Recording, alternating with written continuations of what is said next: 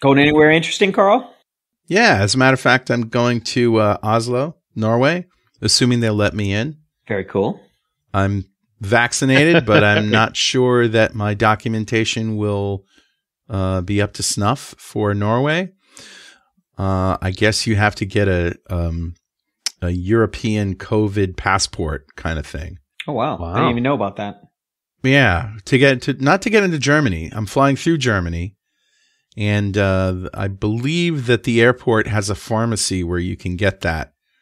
But and my airline bumped up my layover from 2 hours to 4 hours, so I think that's a clue that they're giving me some time to get stuff done. Yep.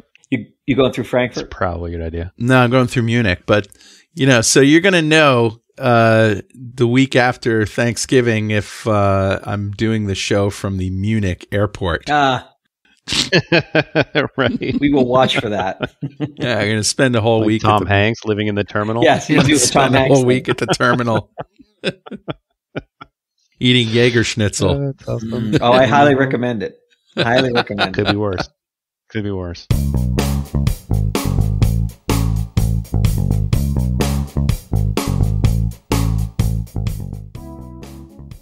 All right, guys, how you doing? Pretty good. Pretty good. I'm down in Arizona this week. I'm fantastic. That's right. Yeah, Arizona. Once you get to Patrick's age, you can't take the cold like I can. Oh, up yeah. here. Okay. All right. I was able to walk in shorts for 4 miles today, Smarty. Listen, I can walk in shorts out in the winter Patrick, too. But is it a dry heat? It's a very dry heat. They always say that. Oh, but it's a dry heat. It's like 70 degrees right now. It's just turn on your oven and step inside. That's what it's like. Live in Florida for a year. You'll find humid heat. Yeah. Wet heat. I'll pass. All right. Wet heat. So we get started. We're going to go in order, right? Yep. Starting with I love order. Botanigo. Botanigo. Botnets. Gotta love botnets. All right, Patrick, what's a botnet? A botnet is when bad guys typically collect systems. A lot of times it's IoT devices, and they basically enroll them in their zombie army, and they become robots. Botnet stands for robot. There's a lot to unpack there. Well, so then basically, if I have a botnet, I can let's say I have a 25,000 system botnet or device botnet. Wait. So IoT first. IoT. Internet of Things. So you said there's zombie armies of IoT devices that I'll give you an example. Let's say I found a hack, a 0-day for a popular brand of video camera that is on the internet. Sure. And I went around and I automated attacks, and I found 100,000 of them, and I was able to co-opt 25,000.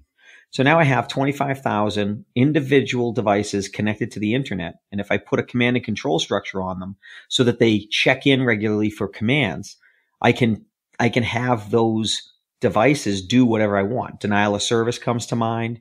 I can have them click on ads that I post, so it looks like 25,000 different people are clicking on my ads and generate revenue that way.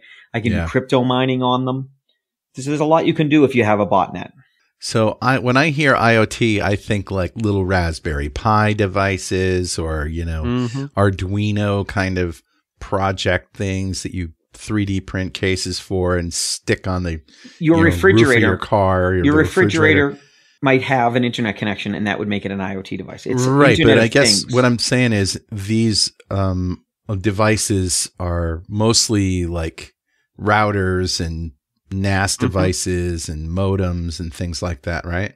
I think that right, yeah, thermostats and cameras. So let's wait a second. So what you're saying, Carl, is those devices you just listed, those are part of the infrastructure of the internet and of networks. They're not typically Internet of Things. Internet of Things is a thing that, like a thermos that has an internet connection. Okay. Or a door or a camera or a thermostat or. Yeah. So typically botnets take advantage of these devices because they're not usually updated frequently, and lots of times they have really terrible passwords and that sort of stuff.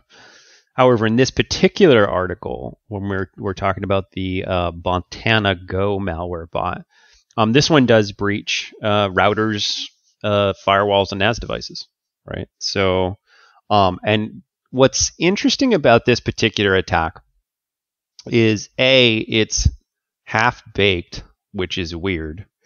And I'll talk about that in a little bit. But B, it is exploits on targeting millions of devices, but all of these are old exploits. So they're all from 2015, 2016, 2017. Just got with 2014 in there. There's some 2020 exploits in there, but not too many. Most of it is if you haven't patched your router, Netgear, D-Link, Realtek, Tenda device in the last couple of years, shame on you, and it should be patched. And you might be participating in a half-baked botnet. I understand. I misunderstood. I thought this was about a botnet made up of IoT devices. This is a botnet targeting IoT devices. Yes. Yeah. And it depends. I mean, IoT is kind of a loose term, right? So Internet of Things could literally be everything on the internet. We think of it in our business mostly as like little devices, like thermostats TVs. and things you'd plug into the wall and turn your TVs and that sort of stuff. Right. But really, what's the difference between a TV and a firewall, right? I mean, they both run some flavor of Linux. Well, they both have access to the internet. I'm hoping that my TV doesn't have an incoming port open. You know, I don't want it to be a server. I just want it to be a client. I can tell you, it probably does. We've breached customers over TVs before. So in this particular case, I mean, lots of these devices are participating in this botnet. And what's interesting about this botnet is, like I said, it's half baked. There's no real command and control structure out there. So typically when you find, 25,000 devices that are participating in something together, there's somebody commanding it. And in this case, it looks like it's just ready. It's half connected and listening, but not really doing anything yet. Oh, is that what half-baked means? So that's what half-baked means. So it's almost like either A, they've released it a little bit early to test it and it spread a lot faster than they thought it would, or B, it's the first stage, right? So first stage of the attack, where they've dropped something that's going to access a certain number of devices, report back, let them know how many devices they have access to, and then they hit it with a second stage. So the take home for Joe average computer user out there, do we have to worry about it? Patch your stuff. Yeah, you do, unfortunately. So the take home for Joe average user is, again, patch. But don't just think about your Windows computer and your iPhone. You should take a look at all of the things in your house that's connected to the internet, and that includes firewalls, and go out and patch. The reason that's important is, although these particular exploits targeted millions of like routers and D-Link routers and that sort of stuff, and a lot of them are really old exploits. There's another article we'll post the link to out here as well from Hacker News, where there's a relatively new exploit, CVE 2021-34991. So it came out this year, doing a very similar thing where it's attacking routers. And it's interesting. So this one actually attacks a router and its UPnP port. Universal plug and play. So, so the UPnP is a protocol that you can go out. Let's say I plug my Xbox into my network. And for some reason, for it to participate in, you know how sometimes you connect to Xbox Live and it says you have a moderate connection? Okay. And then if you need to have like a really super fast connection, what'll happen is it will query the firewall and it'll go through UPnP and say, hey, can you temporarily open a port to me, right, to this Xbox, so that I can get really fast connections back and forth and I'm not natted and that sort of stuff. So that's generally what UPnP is for. Plug something in, it gets access to kind of manipulate the firewall a little bit in a safe way.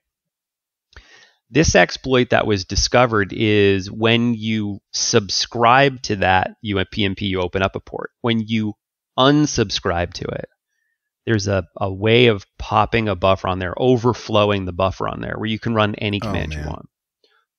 You're running a system. So I got a question. How do I patch my Amazon Fire TV stick? How do you patch your refrigerator? Like, You know what I'm saying? Like a computer, a Yeah, phone. no, I know can exactly download what the you're latest saying. updates, but Yep. I don't have. Yep. I don't have any user interface for these things. So for routers and firewalls, this is pretty easy. It's usually go to the web page of the routers, the IP address, usually .1 on your network. Yeah, an appliance right? with a name and a model log in. number and a serial number we can figure out. But what about, what does Samsung know about my refrigerator that I need to patch it? First of all, it's not on Wi-Fi anyway, but what if it was?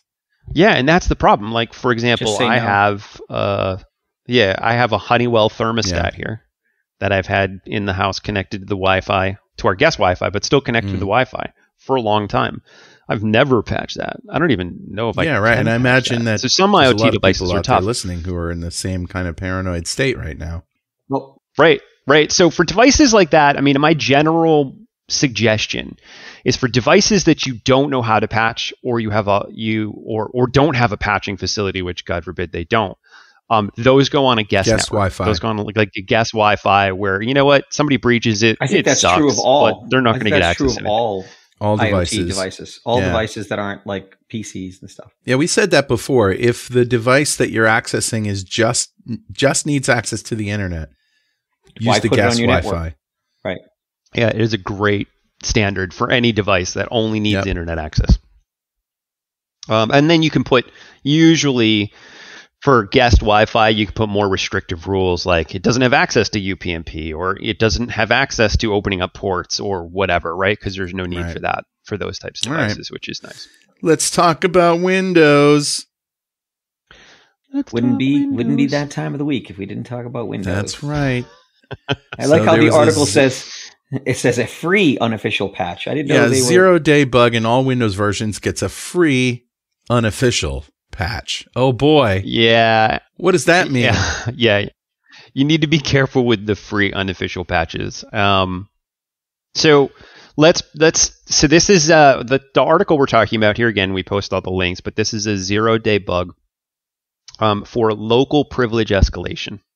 So we've talked about what we call privesc, but privilege escalation is just I'm running as a normal user. And I can run some piece of code to manipulate the system to make me a super user. Or an admin. Where I can do anything I want. Yeah, an admin, somebody with administrative credentials. But you have to be on the system You'll already. hear that. It's not initial access. Right. No. Exactly. I mean, and sometimes this particular one's a local privesc. In some cases, there are remote privesks where you can have a guest context on a remote box in privesc, but most of the time, privesks are local. It's like, hey, I finally got onto this particular computer with an exploit, and now I need to be an administrator so I can shut down antivirus, right, or something along those lines. So what's interesting about this particular privilege escalation bug is it was partially patched already. So it was discovered. Microsoft, in one of the Patch Tuesdays, thought they had patched it. And come to realize there's a very simple manipulation to make it still exploitable, where you can still get local privilege escalations. And currently, there is no official Microsoft patch. So this affects Windows 10, Windows 11, and Server 2022, even if it's fully patched today. You know what that reminds me of, Dwayne? Remember when we were on site with a customer? It must have been like 15 years ago. And they had kiosk computers to let people access the internet. Oh my God, yeah. And we're like, okay, so like these kiosks are secure. You guys are comfortable. Can we test these? Oh yeah, absolutely secure. And Dwayne turns around while I'm finishing the conversation. He's got access to an admin prompt, and the guy's like, "What did you do?" He's like, "Well, I first need to know if this actually." He's no. Let me go get another one, and he gets another device and gives it to Dwayne. He's like, "Oh, that one wasn't configured properly. Dwayne, let me get you a different." So then he gets us an official one, and Dwayne gets on it like instantly, and he tells him how he got on it, and the guy's like, "Oh, let me make that change. He's I'm gonna." We went through this like 4 times. You're under arrest. And at the 4th time, the guy's like, "This is it. After this, I just give up. You should do the configuration." Yeah. Good thing you weren't in Missouri. Oh, I know. Yeah, Good you'd thing. still be there. I'd have been thrown in the clink.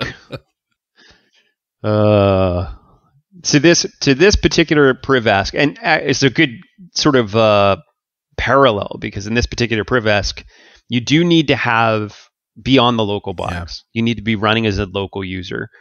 It is also a much smaller, like people get really worried, like, oh my God, an unauthenticated process could run something and become administrator. In this particular process, you actually do need the user's credentials to exploit it. Okay. So you need the user's username and password.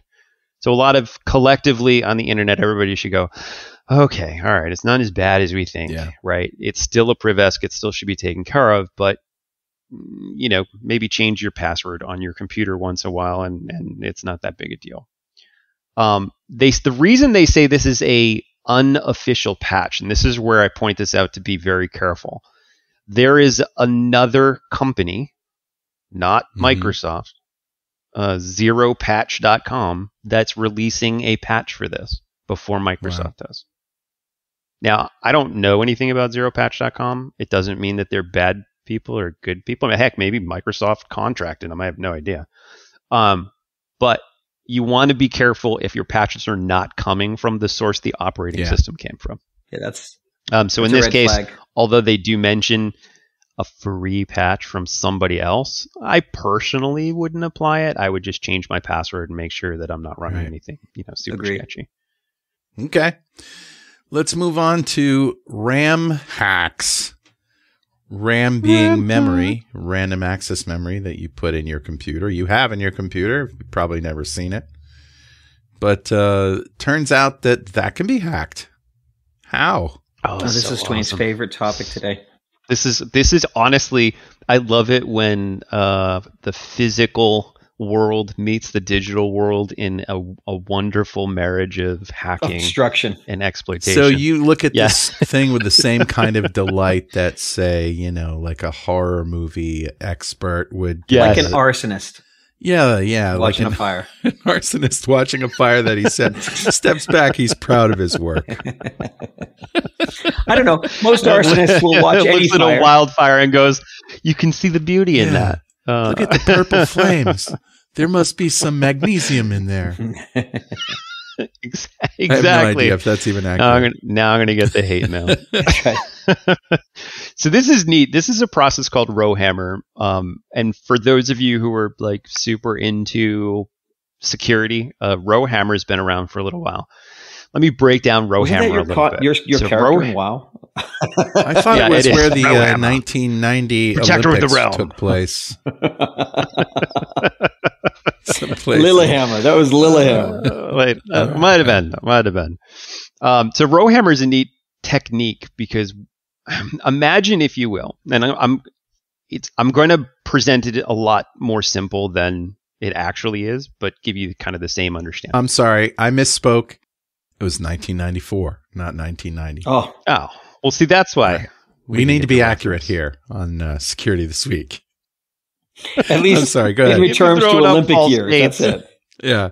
I was close. I was only 4 years off, which is really only one Olympics off. I mean, honestly, it's far better than being 1 year off with an Olympics, because that really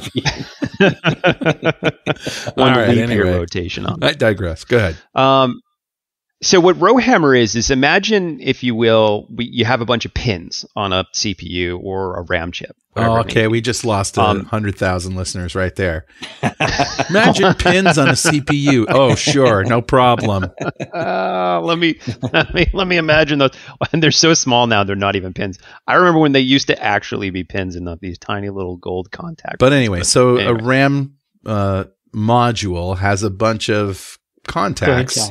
And it slips into a socket, and each one of those contacts is a communications channel, if you will.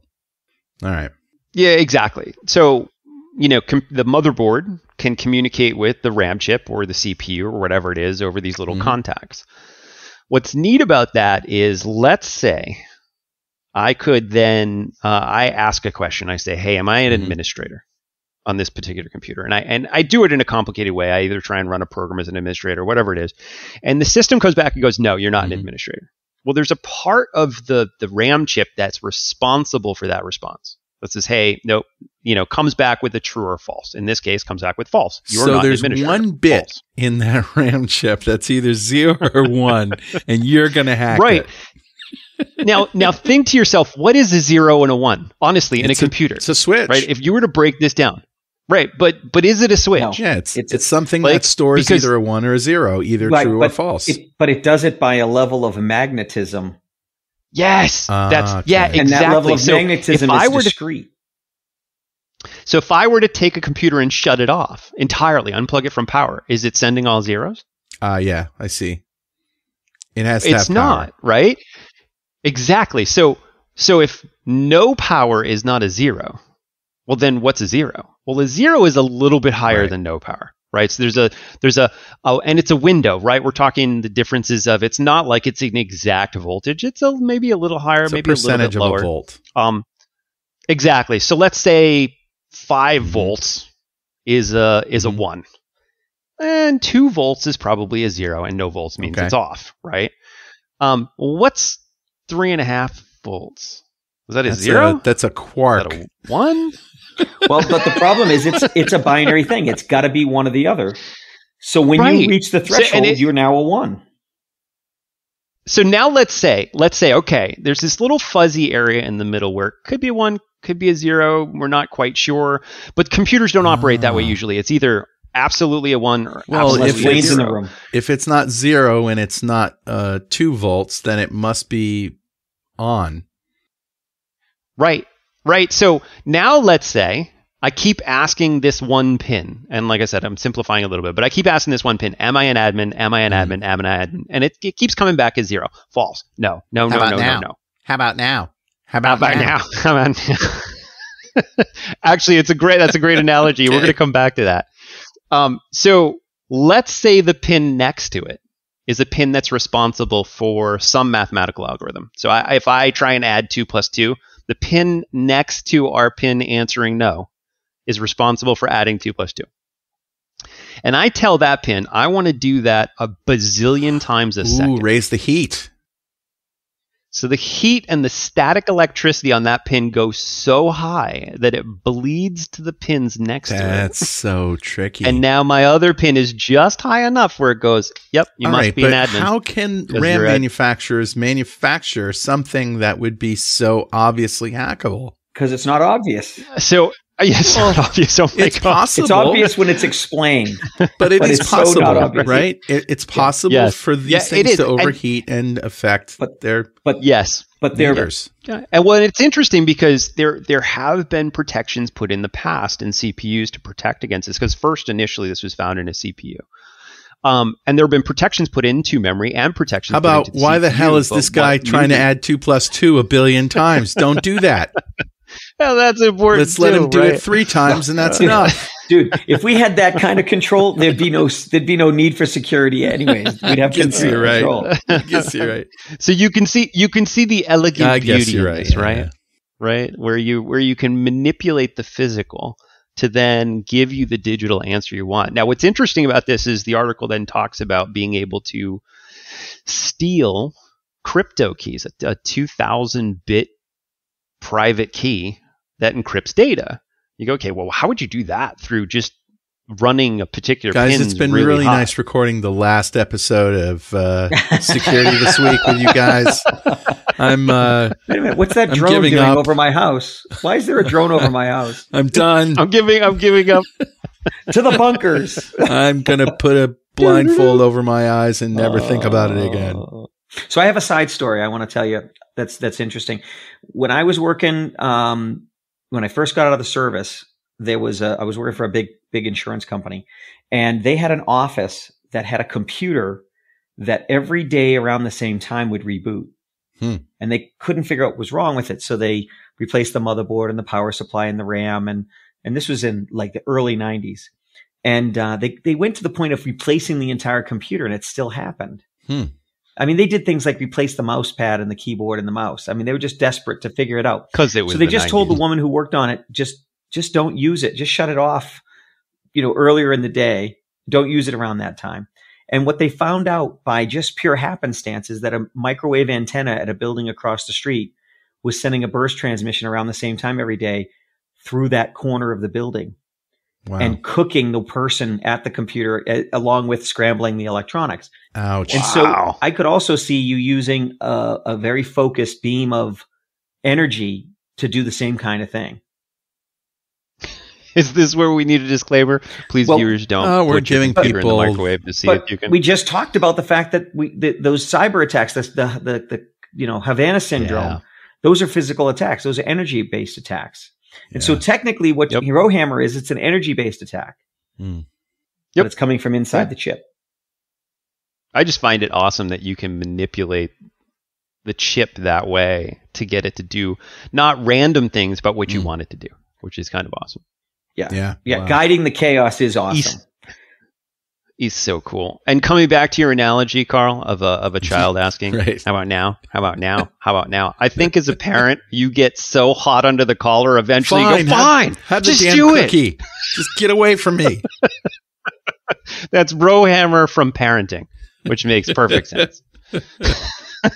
Kid hammer. Well, the how about now, how about now, how about now is kind of germane to what we're going to talk about next, which is denial of service. And denial of service is a classic attack where, so like you were saying, the botnet, you get a whole bunch of zombie computers out in the world, and you just have them hammer a website, and it doesn't even have to be any kind of rogue URL, just like just a regular old website. Well, if I can get 10 systems in 10 different households with broadband internet to come after you with as much bandwidth as they can muster, right, I'm going to overwhelm you because you only have one broadband connection and I have 10. Right. So it's the I mean, that's not how that's an oversimplification. Sure. But that's how it works. So this is a distributed denial of service attack, or DDoS attack, which just means it's coming from different places because the attack platforms are in different places. With a single denial of service attack is just one computer hitting, Right. Yeah. All right. So like Loic. So this is news from November 17th. And it's in atlasvpn.com. The number of DDoS attacks globally hit record heights in Q3 2021.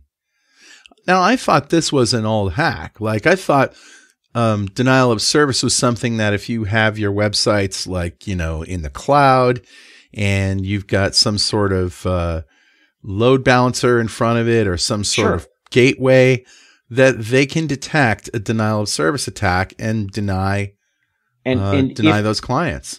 And if your house has a state-of-the-art security system, you won't get burglarized. But most houses don't have a state-of-the-art security system. Right. And most websites aren't protected by DDoS because it adds extra cost. Well, I get that. But I still think that, it's very surprising for me to see that it's hitting record numbers right now. Well, and the other thing that's interesting about DDoS is we all think of DDoS as pouring on the speed. Yeah. But as pushing as much data as you possibly can, which is super easy for a firewall to see. But take something like the slow loris attack. The slow loris attack is you go to a web server and you say, hey, I'm looking for a page. Oh. And the web server comes back and goes, okay, what page, what page, what page, what page, what page, what page, what page? And you just sit there and it eats up so much resources it causes a denial of service. Oh, so there's some interesting attacks that so can it's something be DDoS, that keeps the connection open, like the socket, if you will. Yeah. Keeps the connection open and busy, like you would if you were uploading a file or something like that. Right. And if the file just never stops. I think I stood behind that person at the McDonald's today. I thought you were going to say the DMV. Let me guess. They were ordering a bucket of McRibs. I always pick the wrong line. I guarantee whatever line I pick is always going to be the slowest. Yeah. So, you know what's interesting about the statistics of this, though, is the increase. They're attributing the increase here to the inverse value of cryptocurrency. What? Yeah.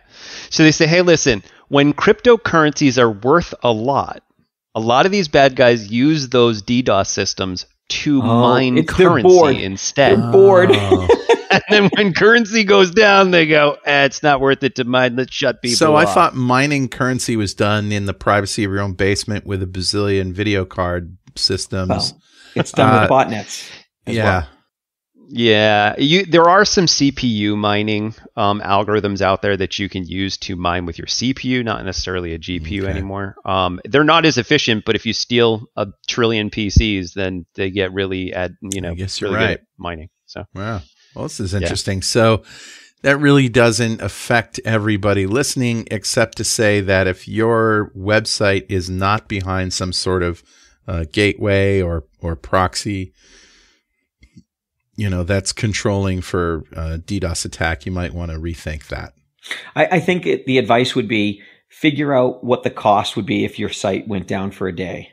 Yeah. And then look at what it costs for you to protect from it and then extrapolate. Would I rather pay that price every month after month? Or would I rather take the chance that I'm going to be down for a day if I get attacked by a DDoS? Patrick, as usual, comes up with the most lame brain ideas I've ever heard in my life. You mean actually right? Fiscal conservatism? And cost benefit analysis. Just that. All right. So Russia's back in the news. Oh, I missed them. And China in the same headline. Russian ransomware gangs start collaborating with Chinese hackers. Oh man, we're fucked. That's like finding out that alien zombies are here. It's like two superpowers. Yeah, two superpowers. And yep. Wow.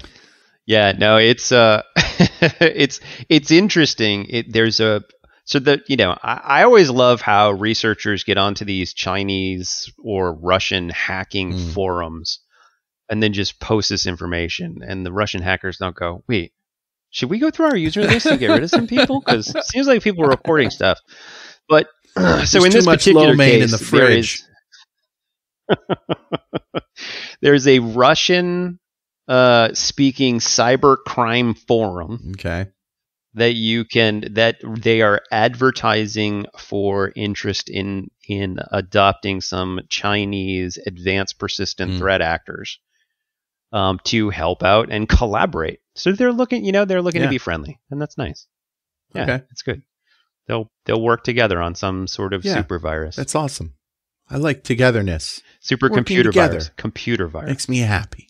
If they went into the same building, that would be convenient. Patrick. You talking about some drone depends on the jurisdiction. Low orbit ion cannon action would also work. Right. Tungsten rod from space. Jesus, Patrick. Somebody's putting fish sauce in their borscht. That's all I want to say. Is that okay? So it'll be interesting to see what happens. Is that, politically I think incorrect? You can. Probably not. Probably. Who doesn't? Oh, I like it on hamburgers. Never eat borscht. Every time I was studying Russian, they wanted us to have borscht. I'm like, no, thank you. What is a cold beet soup?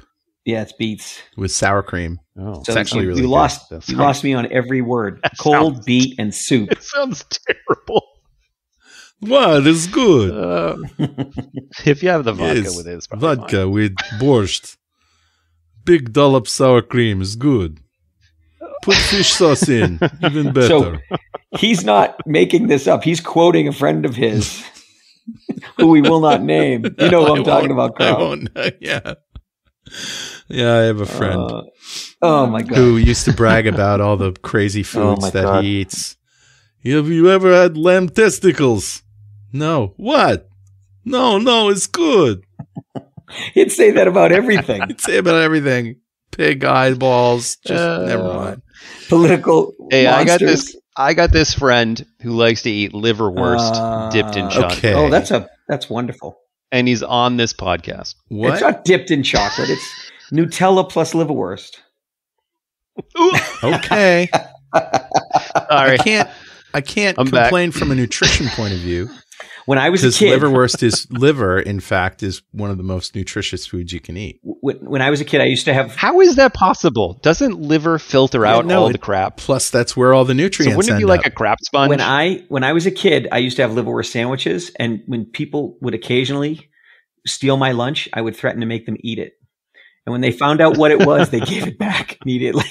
And they said, "Now bring me some chocolate-covered liverwurst tomorrow." That was a later development when Nutella became common. All right, so I want to bring this one up. This is an old article. Actually, it's not that old. It's from March.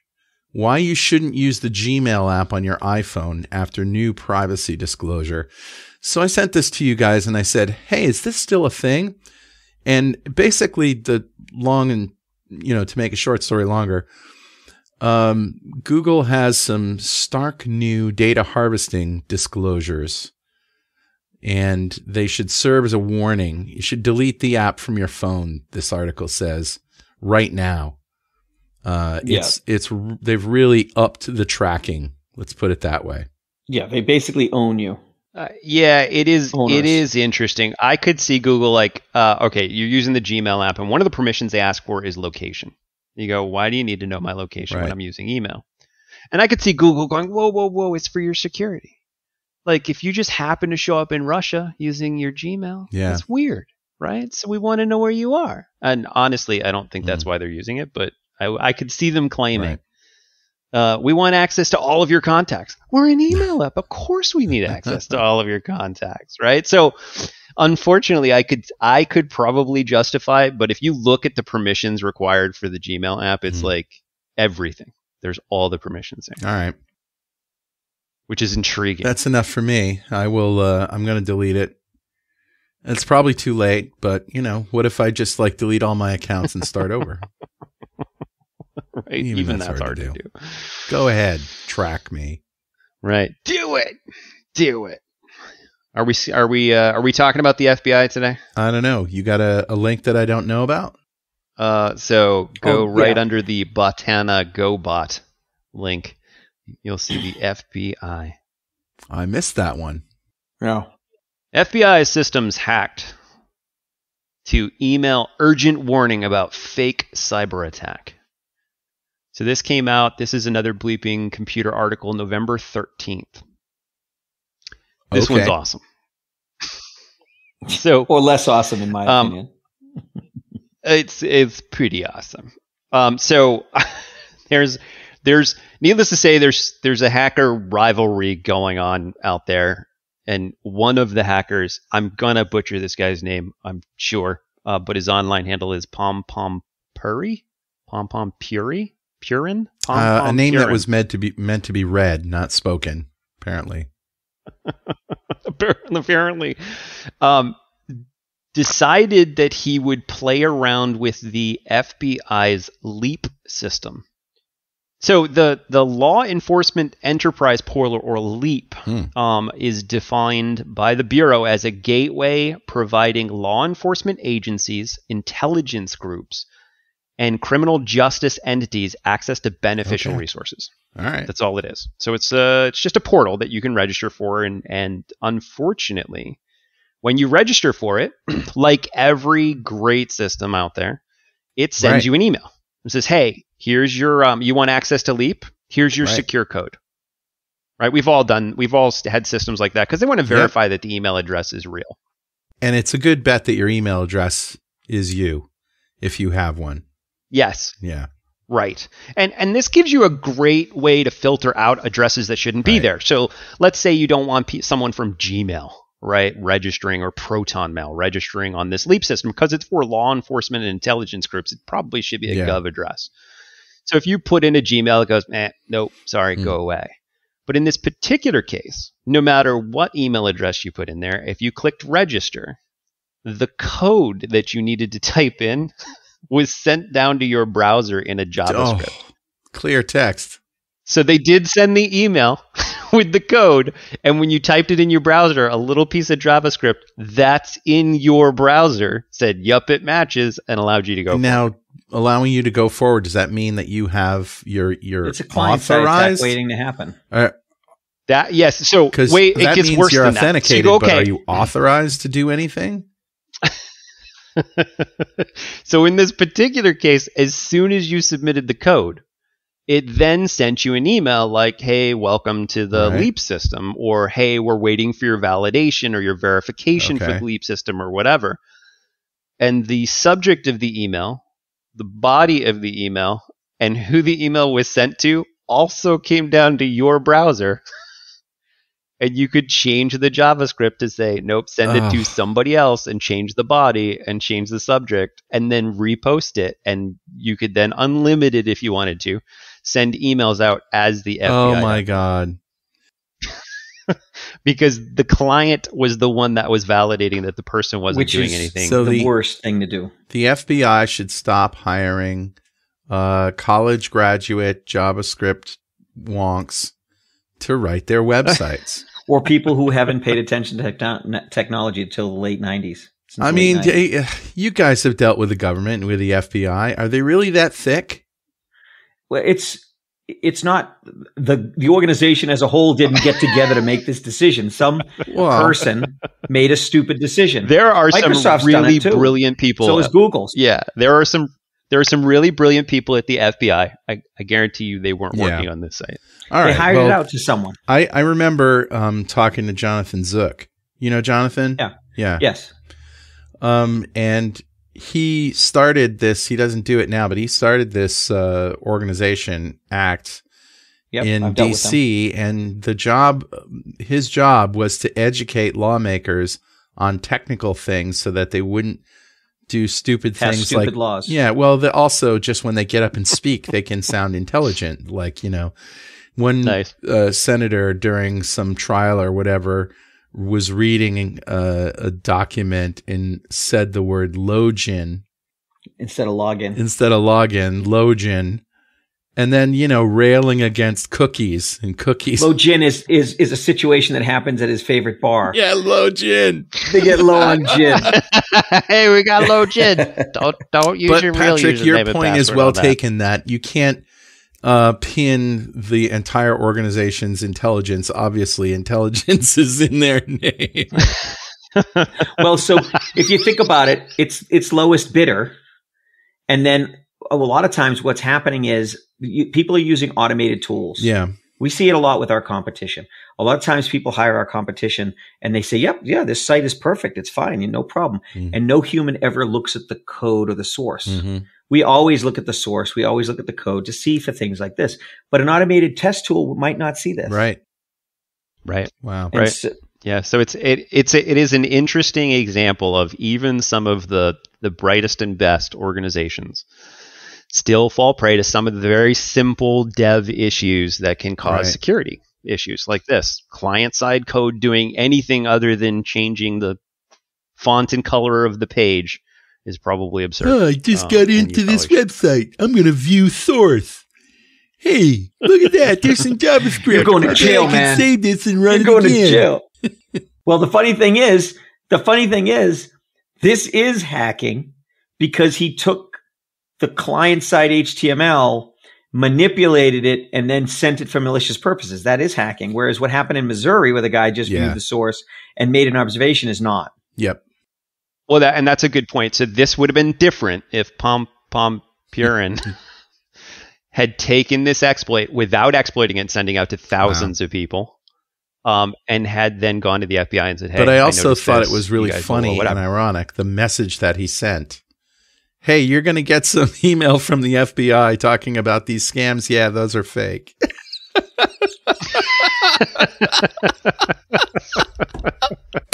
Yeah. Oh, brilliant. So okay. And you always think to yourself, if you could send an email as the FBI, you're an outside bad actor, you could send an email. Would that be it? Would that be the one? I don't know. All right, guys, what's the title for this week's show? Oh, it's got to have Rowhammer in it. That's a tough one. How about Rowhammer time? There you go. I like that. That's awesome. All right, done. All right, guys, it's been fun. We'll see you next week. Have a nice Thanksgiving.